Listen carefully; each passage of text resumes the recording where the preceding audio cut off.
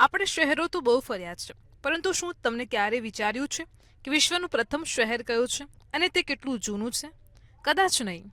તો અમે તમને જણાવી દઈએ કે પ્રાચીન મેસોપોટેમિયામાં ઉરુક શહેર ભૂમધ્ય સમુદ્રની પૂર્વમાં એ વિશ્વનું પ્રથમ શહેર હતું.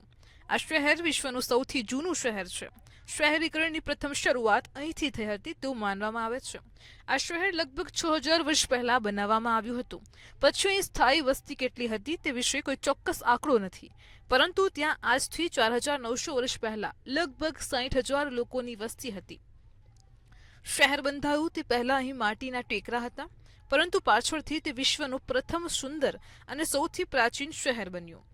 ઉરુક શહેરના પ્રાચીન અવશેષો હજુ પણ ઇજિપ્તના ગિઝા શહેરની દક્ષિણે આવેલા આધુનિક શહેર મીટ રૈનાના નજીક જોઈ શકાય છે.